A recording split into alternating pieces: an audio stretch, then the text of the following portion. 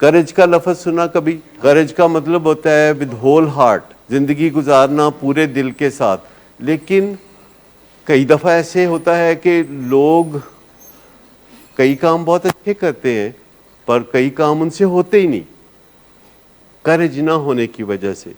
وہ جو کام کرنے کا ہوتا ہے اس سے نظریں چراتے ہیں، وہ چشم پوشی کرتے ہیں اس چیز سے کہ جو کام کرنے والا ہوتا ہے.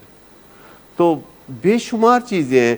اب میں آپ سے چاہتا ہوں کہ وہ باتیں جو ہم کبھی نہیں کرتے وہ آپ پوچھ لیجئے. جو باتیں ہم ضروری سمجھتے ہیں تو وہ باتیں تو ہم کرتے ہی رہتے ہیں.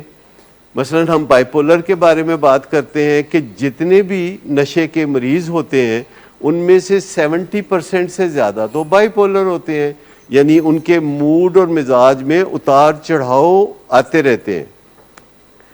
تو کبھی آپ نے دیکھا کہ بائیپولر کے بارے میں بات ہوتی ہے نا؟ بائیپولر کے بارے میں، ڈپریشن کے بارے میں بات ہوتی ہے، انگزائٹی ڈس آرڈر کے بارے میں بات ہوتی ہے. تو ہمیشہ یہ باتیں ہوتی رہتی ہیں نا. مجھے بتائیے کبھی او سی ڈی کے بارے میں بات ہوئی؟ کبھی 4 پوائنٹڈ فارمولا کے بارے میں بات ہوئی؟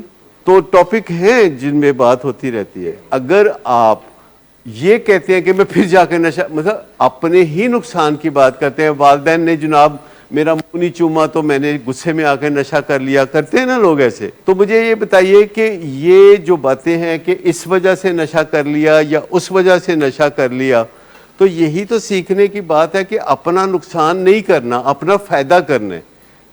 یہ جو بات ہے یہاں پہ جو سکھائی جاتی ہے وہ اپنا فائدہ کرنے کی بات سکھائی جاتی ہے. اگر ہماری زندگی اہم ہے تو زندگی ہمارے ارد گرد گھوم رہی ہوتی ہے. اگر ہماری زندگی اہم نہیں ہے تو ہماری زندگی کسی اور بندے کے ارد گرد گھوم رہی ہوتی ہے. تو اس کا مطلب ہے کہ ہماری تو پھر کوئی امپورٹنس نہ ہوئی. ہم نے کوئی بت پوجنے کے لیے ڈھونڈ لیا. وہ بت جو ہے وہ کوئی بھی ہو سکتا ہے. اگر ہم نے کوئی بت ڈھونڈ لیا ہے پوجنے کے لیے تو زندگی تو پھر اس بت کی ہے، ہماری تو کوئی زندگی نہیں ہے. تو اپنی زندگی کو اہمیت دینا جو پیرنٹس کے لیے بہت امپورٹنٹ ہے، اور اپنی زندگی کے ایک حصے کے طور پر اپنی اولاد کو اہمیت دینا، اپنے بیٹے یا بیٹی یا کسی بھی اور کو اہمیت دینا مناسب بات ہوگی. ٹھیک؟ اپنی زندگی کو اگر ہم بالکل بھلا دیں اور اپنی زندگی کو کمتر جانیں اور اپنی زندگی کو اہمیت نہ دیں تو ہم دوسروں کا بھی بھلا نہیں کر سکتے. آج ہی میرے پاس ایک ماں آئی ہوئی تھی جس کی 13 سالہ بچی نے اس کی زندگی کو بہت پریشان کیا ہوا ہے،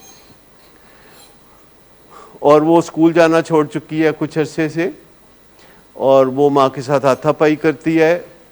ماں اگر کوئی بھی بات نہ مانے تو وہ اپنے آپ کو واش روم میں بند کر کے تو وہاں ماں کو پریشان کرتی ہے، دنگا فساد کرتی ہے، چیزیں توڑتی ہے. اور ماں ایسے تھا کہ جیسے ابھی بے ہوش ہو جائے گی. اور میں نے ان کو بتایا کہ جب تک آپ صحت مند نہ ہوں، جب تک آپ ہوش نہیں پکڑیں گے تو کام آگے نہیں شروع ہو سکتا. تو پیرنٹس کے لیے یا کیئر ٹیکر کے لیے یا جس نے کسی کی زندگی سنوارنی ہے اس کا حال اچھا ہونا چاہیے. کہ ٹاپکس تو بے شمار ہوتے ہیں جہاں ہم ذکر کرتے ہیں، اور بشرطے کہ ہم ولنگ ہو، ولنگنس جو ہے جس کا ہم انتظار کرتے ہیں، جب آپ کی ولنگنس ہوتی ہے تو پھر جو باتیں ہم نہیں کرتے وہ باتیں آپ کرتے ہیں.